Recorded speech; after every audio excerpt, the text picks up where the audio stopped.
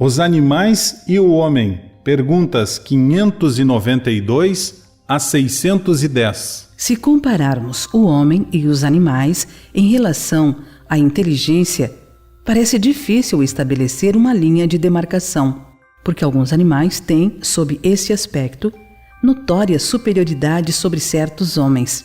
Essa linha de demarcação pode ser estabelecida de maneira precisa? Quanto a esse ponto, os vossos filósofos não estão de acordo em quase nada. Uns querem que o homem seja um animal e outros que o animal seja um homem. Todos estão errados. O homem é um ser à parte, que desce muito abaixo algumas vezes ou que pode elevar-se muito alto. Pelo físico, o homem é como os animais e bem menos dotado do que muitos deles. A natureza lhes deu tudo que o homem é obrigado a inventar com a sua inteligência para a satisfação de suas necessidades. É certo que o corpo do homem se destrói, como o dos animais, mas o seu espírito tem um destino que só ele pode compreender, porque só ele é completamente livre. Pobres homens, que vos rebaixais mais do que os brutos, não sabeis distinguir-vos deles? Reconhecei o homem pela faculdade de pensar em Deus. Podemos dizer que os animais só agem por instinto? Isso ainda é um sistema. É bem verdade que o instinto domina a maioria dos animais, mas não vês que muitos agem com vontade determinada? É que têm inteligência, embora limitada. Além do instinto, não se poderia negar a certos animais a prática de atos combinados, que denotam vontade de agir em determinado sentido, conforme as circunstâncias. Há, pois, neles uma espécie de inteligência, mas cujo exercício se circunscreve quase exclusivamente aos meios de satisfazerem as suas necessidades físicas e de proverem a sua conservação.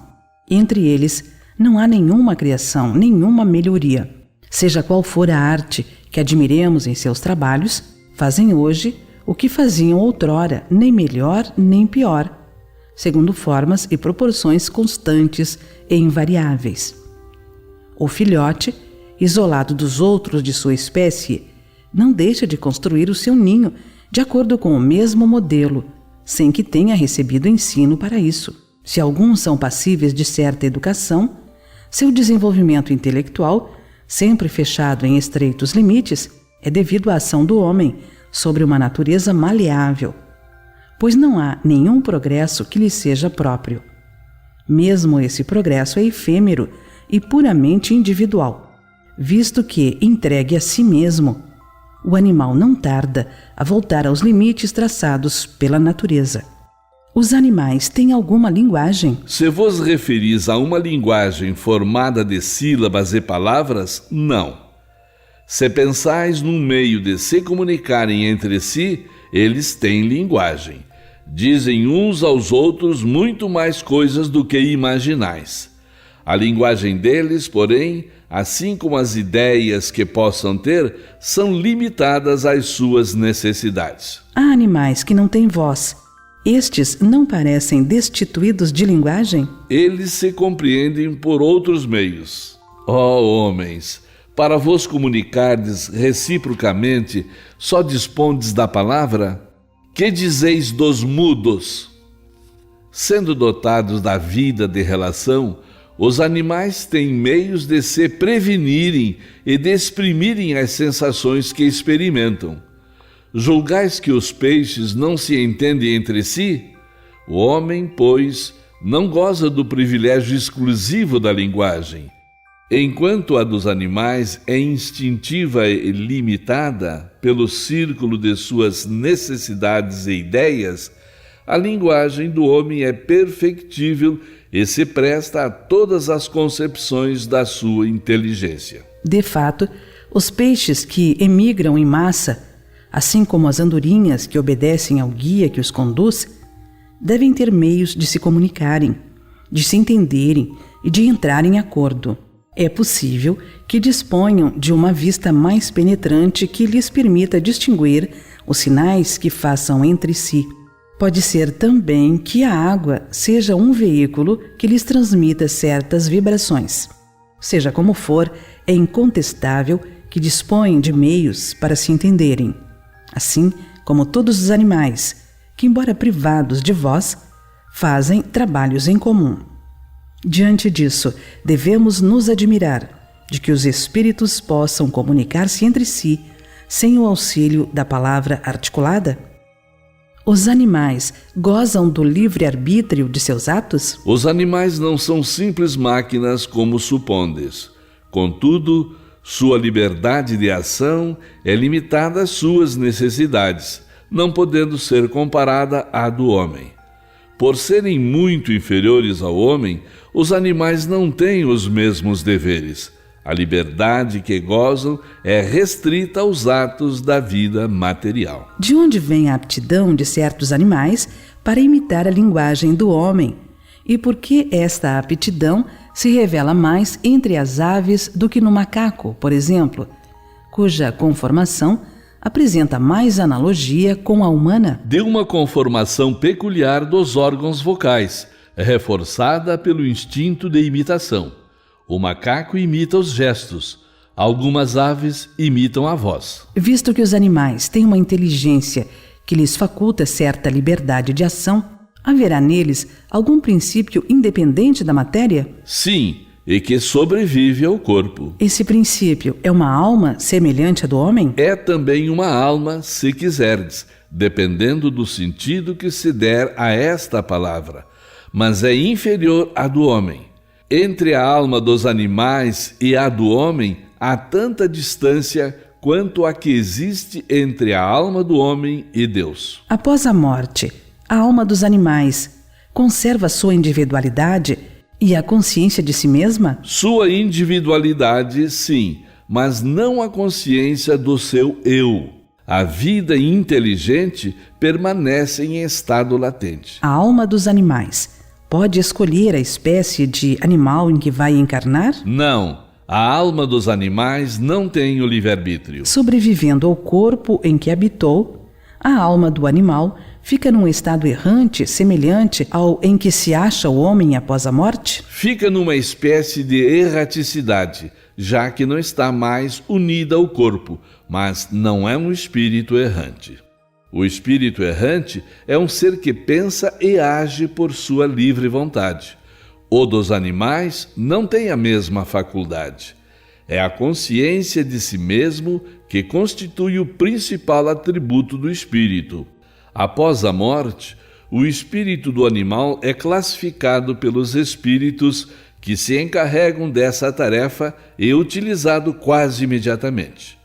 Não dispõe de tempo para se relacionar com outras criaturas. Os animais estão sujeitos a uma lei progressiva como os homens? Sim, e é por isso que nos mundos superiores, onde os homens são mais adiantados, os animais também o são, dispondo de meios de comunicação mais desenvolvidos. Entretanto, são sempre inferiores e subordinados ao homem, para o qual representam servidores inteligentes. Nada há nisso de extraordinário.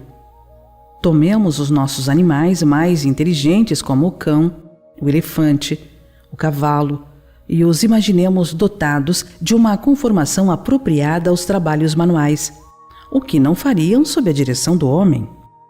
Os animais progridem como o homem por ato da própria vontade ou pela força das coisas? Pela força das coisas, a razão porque não há expiação para eles. Nos mundos superiores, os animais conhecem a Deus? Não. Para eles o homem é um Deus, como outrora os espíritos eram deuses para os homens. Como os animais são sempre inferiores ao homem, mesmo os aperfeiçoados nos mundos superiores, dever-se-á concluir que Deus criou seres intelectuais perpetuamente destinados à inferioridade, o que não parece concordar com a unidade de vistas e de progresso que se notam em todas as suas obras. Tudo se encadeia na natureza, por laços que ainda não podeis compreender. Assim, as coisas aparentemente mais absurdas tem pontos de contato que o homem jamais poderá compreender no seu estado atual. Poderá entrevê-los por um esforço da sua inteligência, mas somente quando essa inteligência tiver alcançado seu pleno desenvolvimento e se tiver libertado dos preconceitos do orgulho e da ignorância, é que poderá ver claramente na obra de Deus. Até lá, suas ideias limitadas lhe farão ver as coisas sobre um prisma mesquinho e acanhado.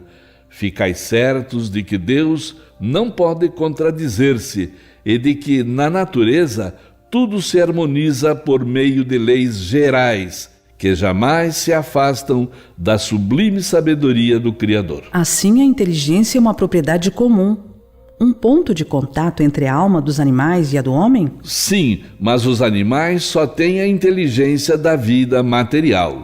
No homem, a inteligência dá lugar à vida moral. Considerando-se todos os pontos de contato que existem entre o homem e os animais, não se poderia pensar que o homem possui duas almas, a alma animal e a alma espírita, e que, se esta última não existisse, só como animal ele poderia viver? Em outras palavras, o animal é um ser semelhante ao homem, tendo de menos a alma espírita? Se for assim, os bons e os maus instintos do homem resultariam da predominância de uma ou outra dessas almas. Não, o homem não tem duas almas, mas o corpo tem seus instintos que resultam da sensação dos órgãos. O que há nele é uma dupla natureza, a natureza animal e a natureza espiritual. Pelo seu corpo, o homem participa da natureza dos animais e de seus instintos. Por sua alma, participa da natureza dos espíritos. Assim, além de suas próprias imperfeições, das quais o espírito deve despojar-se, o homem ainda tem que lutar contra a influência da matéria? Sim, quanto mais inferior é o espírito, tanto mais apertados são os laços que o prendem à matéria. Não o vedes? O homem não tem duas almas. A alma é sempre única em cada ser. A alma do animal e a do homem são distintas uma da outra, de tal maneira que a alma de um não pode animar o corpo criado para o outro. Mas ainda que o homem não tenha alma animal, que por suas paixões o nivele aos animais, tem o corpo que muitas vezes o rebaixa até ao nível deles, pois o corpo é um ser dotado de vitalidade e que tem instintos, porém ininteligentes e limitados aos cuidados que a sua conservação exige. Encarnado no corpo do homem, o espírito lhe traz o princípio intelectual e moral que o torna superior aos animais. As duas naturezas existentes no homem dão às suas paixões duas fontes diferentes. Umas provêm dos instintos da natureza animal, outras resultam das impurezas do espírito encarnado, que simpatiza mais ou menos com a grosseria dos apetites animais. Ao purificar-se, o espírito se liberta pouco a pouco da influência da matéria. Sob essa influência, aproxima-se do bruto, livre dela, e leva-se ao seu verdadeiro destino. De onde tiram os animais o princípio inteligente que constitui a alma da natureza especial de que são dotados? Do elemento inteligente universal. A inteligência do homem e a dos animais emanam, portanto, de um único princípio? Sem dúvida alguma, mas no homem a inteligência passou por uma elaboração que a coloca acima da que existe no animal. Foi dito que a alma do homem, em sua origem, corresponde ao estado de infância na vida corporal, que sua inteligência apenas desabrocha e se ensaia para a vida, onde o espírito cumpre essa primeira fase. Numa série de existências que precedem o período a que chamais humanidade. Assim, poder-se-ia considerar a alma como tendo sido o princípio inteligente dos seres inferiores da criação? Já não dissemos que tudo se encadeia na natureza e tende para a unidade? É nesses seres que estais longe de conhecer inteiramente que o princípio inteligente se elabora, se individualiza pouco a pouco e se ensaia para a vida. É, de certo modo, um trabalho preparatório como o da germinação, por efeito do qual o princípio inteligente sofre uma transformação e se torna espírito. É então que começa para o espírito o período da humanização e com ele a consciência do seu futuro, a distinção entre o bem e o mal e a responsabilidade dos seus atos, do mesmo modo que a infância sucede o período da adolescência, depois o da juventude e finalmente o da madureza. Aliás, nada há nessa origem que deva humilhar o homem. Os grandes gênios se sentirão humilhados por terem sido fetos informes no ventre materno? Se alguma coisa deve humilhar o homem, é a sua inferioridade perante Deus e sua impotência para sondar a profundeza dos desígnios divinos e a sabedoria das leis que regem a harmonia do universo. Reconhecei a grandeza de Deus nessa admirável harmonia que faz que tudo seja solidário na natureza. Acreditar que Deus pudesse ter feito alguma coisa sem finalidade e criado seres inteligentes sem futuro seria blasfemar da sua bondade, que se estende por sobre todas as criaturas. Esse período de humanização começa na Terra? A Terra não é o ponto de partida da primeira encarnação humana. Geralmente, o período de humanização começa em mundos ainda mais inferiores. Isto, entretanto, não é regra absoluta, pois pode acontecer que um espírito, desde o seu início humano, esteja apto a viver na Terra. Esse caso não é frequente, seria antes uma exceção. Depois da morte, o espírito do homem tem consciência das existências que precederam para ele o período de humanização? Não, pois não é nesse período que começa a sua vida de espírito. Ele mal se lembra de suas primeiras existências humanas, exatamente como o homem já não se lembra dos primeiros tempos de sua infância e ainda menos do tempo que passou no ventre materno.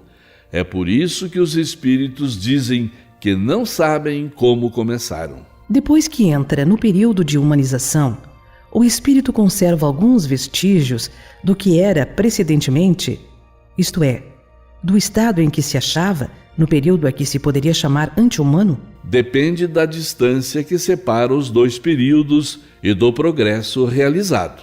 Durante algumas gerações, ele pode conservar vestígios mais ou menos pronunciados do estado primitivo, pois nada se faz na natureza por brusca transição.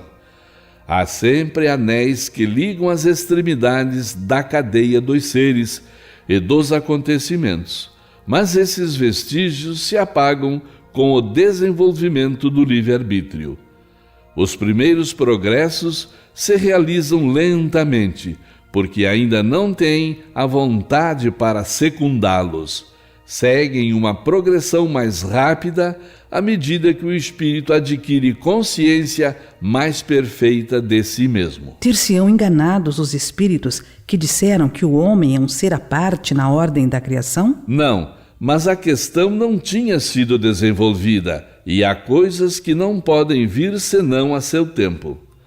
De fato, o homem é um ser à parte, visto possuir faculdades que o distingue de todos os outros e ter outro destino.